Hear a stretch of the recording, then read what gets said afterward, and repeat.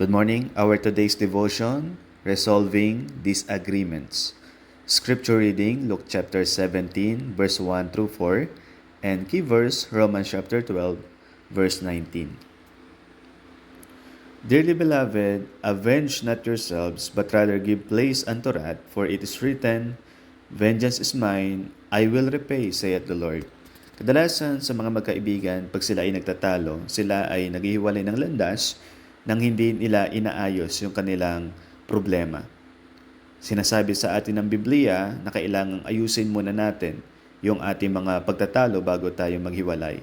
Ang sabi nga sa Ephesians chapter 4, verse 26 and 27,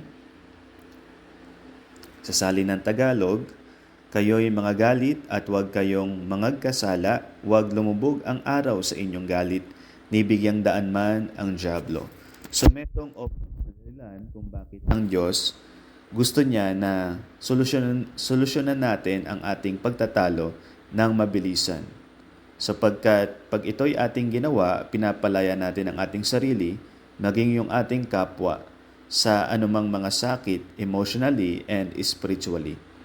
Kaya yung mga taong tinatanggihan nila na magbigay pagpapatawad, sila ay talunan.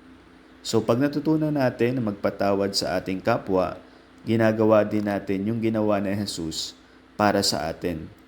Ating ipinapantay ang ating buhay sa pamantayan ng kanyang pagsunod.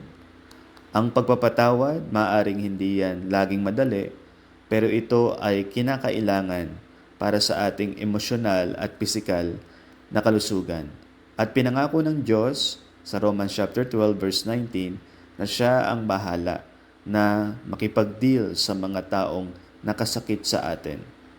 Kaya pag tayo ay mas pinili natin na gumanti kaysa payagan ang pagkilos ng Diyos, tayo ay nagiging talunan. Kadalasan gusto natin agad gumanti, yun ang nagiging attitude natin.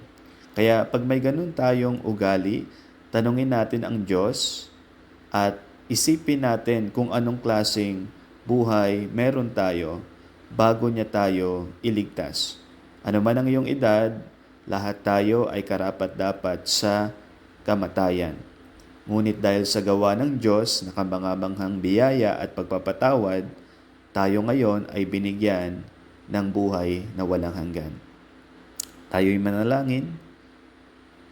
Karapat-dapat ako sa kamatayan, Panginoon, ngunit ako'y iyong pinatawad at binigyan ng buhay.